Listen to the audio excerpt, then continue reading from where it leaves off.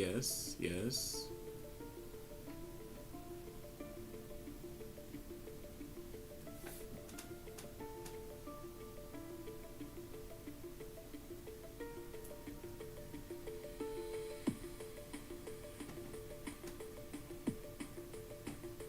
Hmm.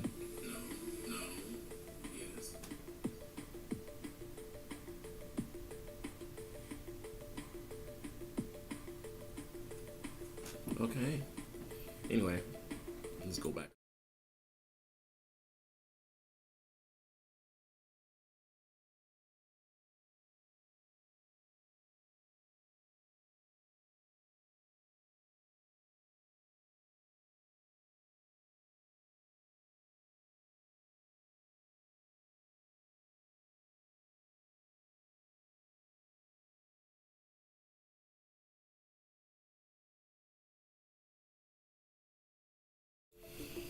All right.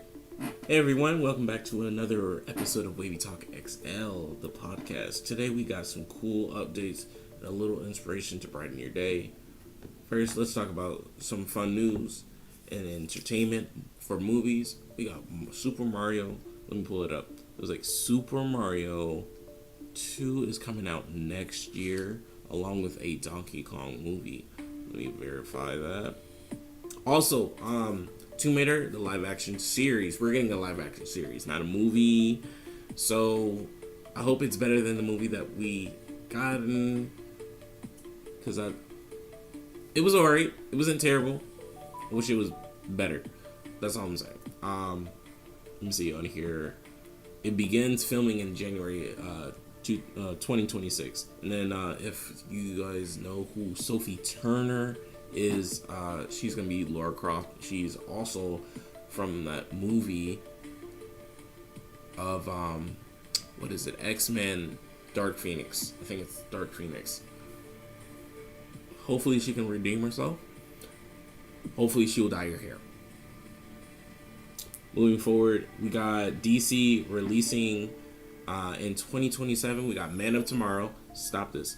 Hold on. Man of Tomorrow, July of 9th, 2 years from now. So 2027. And then Batman Part 2 is also coming out on October 1st of 2027. I do have little news of Channing Tatum says he's not going to do the full Cajun as Gambit in Avengers Doomsday. That's awesome that he's actually in the movie. The Russo brothers want things to be funny, but they don't want to go full Deadpool. They want to keep the drama and keep it tight. When Gambit gets serious, things do matter. We also got a little trailer for Chainsaw Man. There's a Tatsuki Fujimoto new anime anthology announced, adapting his short stories, releasing November 8th. That's coming real soon. Each episode by a different studio. Okay. Participating studios is Zex, so Zexcs, Lapin Track. We got Graph 77. We got 100 Studios, Studio Kafka, PA Works. Let me see. I don't think I have anything else. Also, those who don't know, Jackie Chan's stunt crew is working on the movie Spider-Man: A Brand New Day, and then also, was it Tom Holland on filming Spider-Man: Brand New Day in Glasgow? Maybe that's a location. I'm not gonna check that out. Yesterday, I was on top of a tank driving down the high street in Glasgow in front of thousands of fans, and it was awesome. It was incredible. It was exciting and exhilarating, and it felt fresh. Brand new day. Anyway, we got a movie, Call of Duty. Where's my background music? Hold up. I was just let me do this. Repeat on. Okay. Moving forward, Call of Duty, the movie, is officially in the works with Paramount. That's going to be interesting. I don't know if they're going to do Easter eggs or they're going to make a second one. I would hope so. And it also says, like I just mentioned, Paramount also have the rights to expand Call of Duty into their universe of multiple films and TV shows. So, like I said, I'm happy for that. Work on that now. like start filming, and I'm gonna try to get more acting stuff done.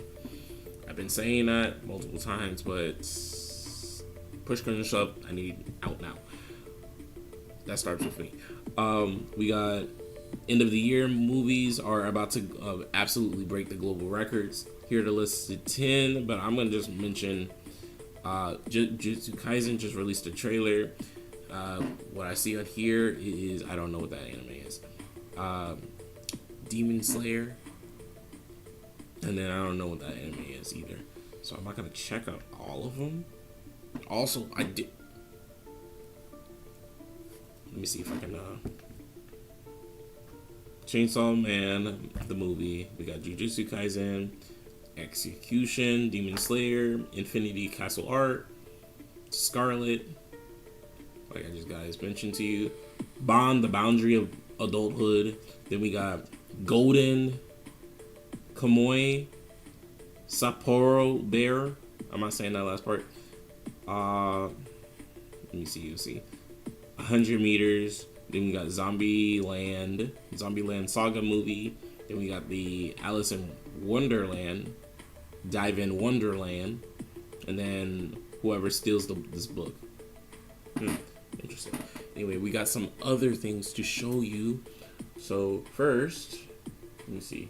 We're gonna watch this little short, which is a Deku True Hero cinematic short, and then we're gonna get into season 4 of 2 new characters that I was shocked to even see. So that said, hit it, and don't forget that like button, please, and subscribe. And oopsie. All right, please and subscribe. Anyway, moving forward.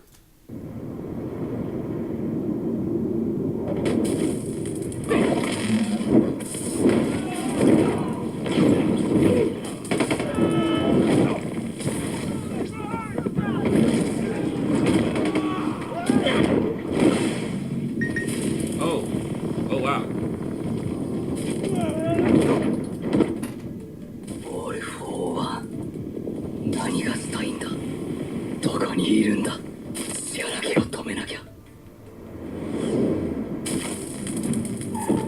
Diego Woods. Okay, I see you.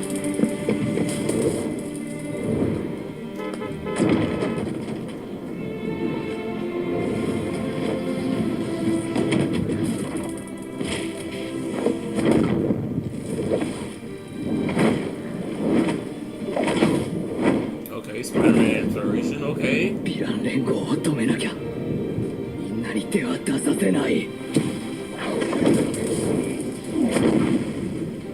Can we make this in the movie?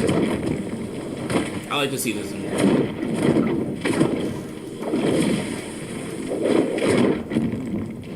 Damn.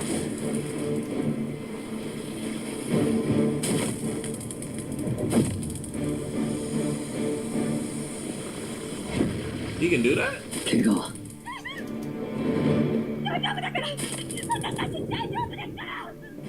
みんながまた安心して過ごせるように、みんながまた普段通りの生活を送れるように。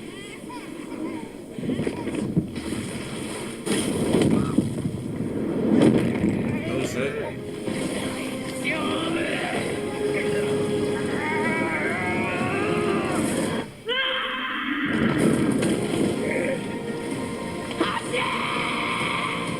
Okay. みんなとまた笑って過ごせるように。Okay.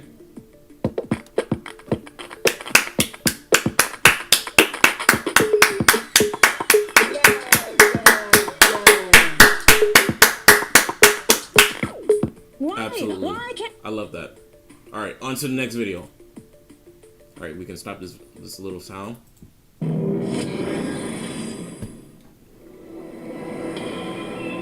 The Heart of the Dragon. I didn't really watch the whole thing of this, but you know, we're gonna watch it right now. Okay, okay.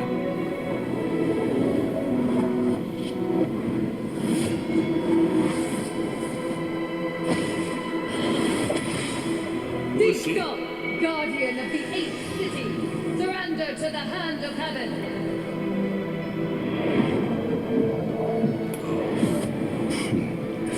The devil doesn't kneel before false angels. So be it. Oh. Oh. Okay. Oh, she about to throw the. I forgot that spirit called him. Let the devil. You will not be the only one without fear!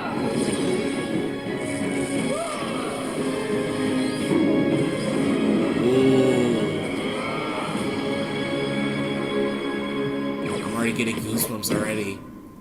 Ooh, I like that. September 12th? Ugh. What are you guys doing? Gameplay? Ugh.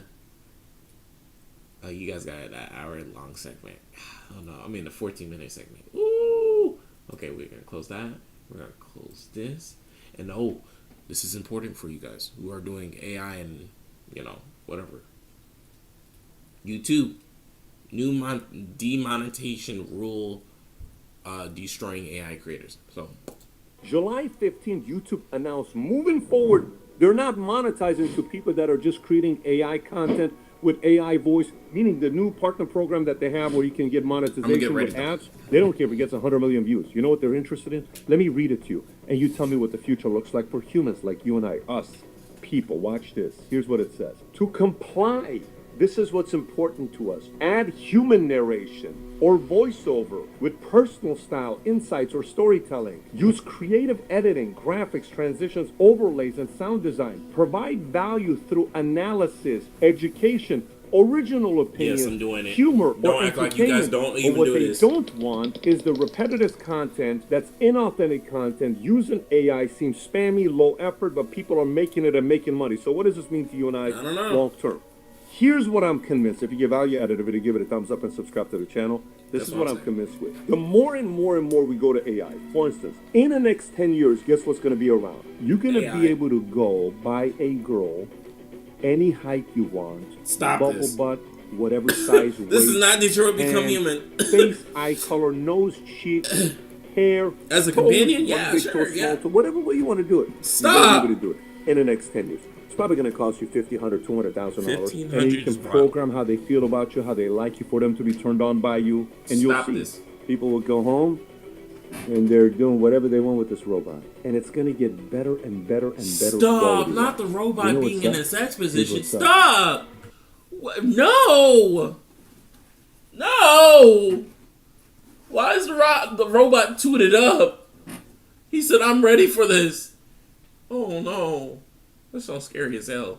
Anyway, She doesn't like you. She's programmed to like you. She doesn't love you, bro.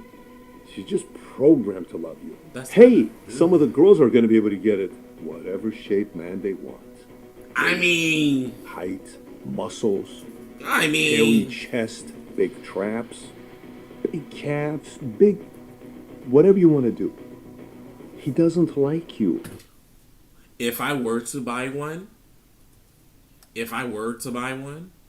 I would like to have a companion where whatever story, like it's gonna be my little ghostwriter, like to tell like different kind of stories or whatnot. Like I feel like that'd be kind of cool. Like, you know, I relay some information, it relays it back to me. Like I feel like that'd be like really cool. Like I don't know. I don't know.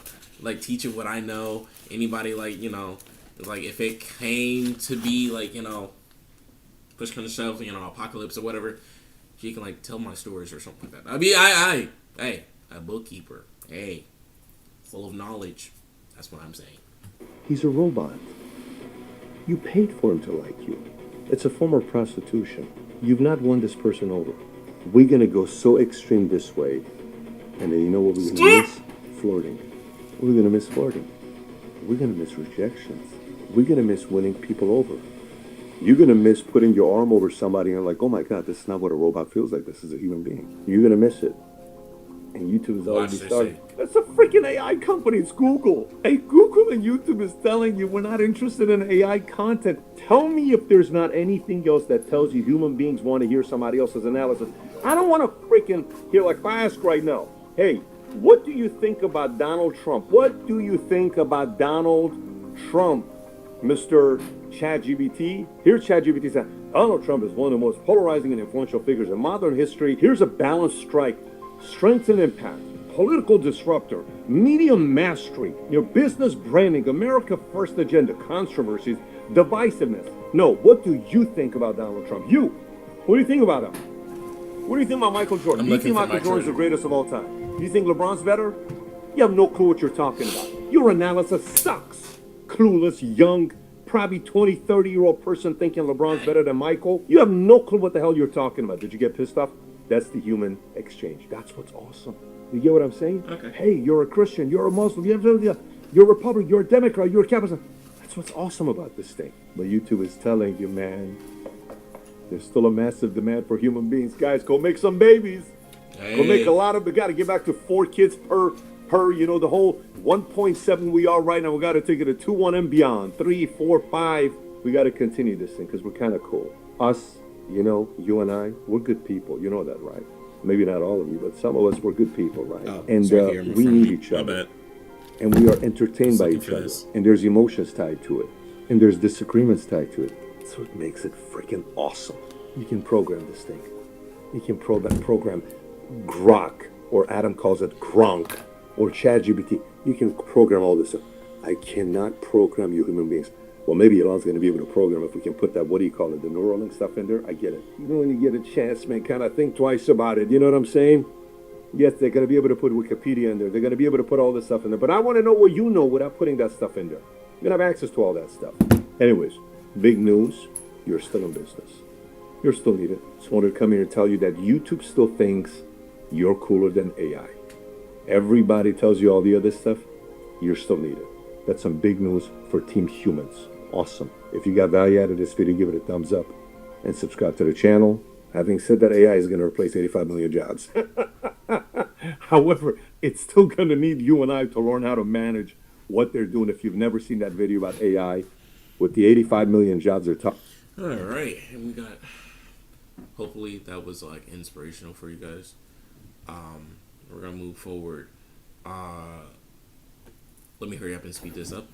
Video games. There's a brand new Elder Scrolls game. I'm not into it, but hey, if you guys are into that, that's awesome. Coming out soon. They are working on a big update on Cyberpunk 2077. Exciting timers for gamers. Anime is super popular right now. Did you know that more than half of Netflix subscribers love anime? Plus, there's a new Donkey Kong movie in the works. I almost forgot about that as well, which is going to be awesome. And now, a little inspiration for your day. I will say, remember, believe it, you can, and you're halfway there. You're stronger than you think, and you can achieve amazing things. Thank you for tuning in for that little segment moment. We're going to finish the last video, this. We're going to skip a little bit, but, Welcome back. Survivors stood united on Capitol Hill today as they called for transparency and the release of files related to the convicted sex offender Jeffrey Epstein. Some women spoke publicly for the first time about the abuse, and one survivor, she talked about her story because she does not want the public to forget about the abuse from Epstein. Listen.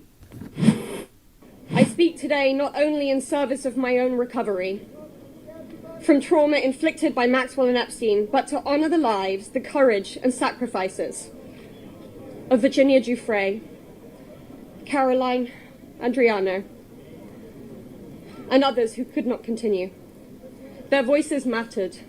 Their stories must not be forgotten. All right, let's bring in CBS News congressional correspondent Caitlin Huey Burns. Caitlin, thank you for joining us today. What are some of the major takeaways that you got from that news conference with Epstein survivors? Well, Mugo, I think it's really important to hear from them because this is an issue that has just become so mired in politics. It's become a political football when at the heart of this are those voices from the victims. One of them who died by suicide, as was mentioned by that woman that you just heard there. So that being said, this is a political issue up here on Capitol Hill. And what these victims are saying is that they want as much transparency as possible. And you saw during that press conference that they were flanked by a few lawmakers. There has been an effort up here on Capitol Hill, a somewhat bipartisan effort, to have more transparency around this. We know that 2 members of Congress started to gather signatures for a discharge petition to force a vote on the House floor to release more files. But just last night, the House Oversight Committee released about 33,000 pages of documents that they had subpoenaed the Department of Justice for. We don't know exactly yet what is new from these documents. A lot of them are things that we've already seen before. But the takeaway from that is that House leadership has said today that they hope that this renders that discharge petition moot, that they are going to hope that this is kind of put aside. The Oversight Committee will deal with this, and they'll actually have a vote on the House floor this week to let the Oversight Committee kind of deal with all of this. So this is an effort by Republican leadership to move this off the table in terms of having it be in the way of legislation they want to get through, but also, in their view, in their words, offer some type of oversight. Yeah, and Caitlin, what we heard from those survivors today, clearly a very loud call for transparency, but then moments after we heard from President Trump at the White House, who called it a Democratic hoax. So where do we go from here? What comes next? Well, right now, House leadership on the Republican side is going to let the Oversight Committee handle all of this. They argue that this is how they got those documents in the first place. And there is going to be a procedural vote this week attached to other legislation that would essentially give let the Oversight Committee handle this. And Speaker Johnson told us today that he hopes that that will actually reveal more information. Now, that remains to be seen. That takes a long time. And again, a lot of those documents were not new. So whether this, in fact, continues to be an issue remains to be seen. I can say that that release of those documents yesterday did satisfy some Republican lawmakers who were about to or likely to have signed that discharge petition. They need 218 signatures to move that forward, which means that even if they get all the Democrats on board, they still need a handful of Republicans.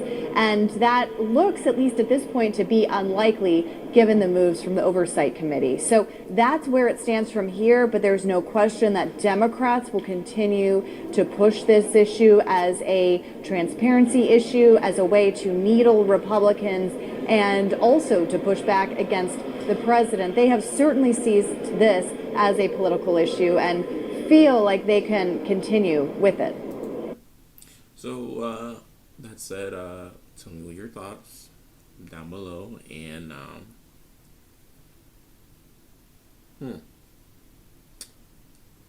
what do you think should happen next, moving forward to next time?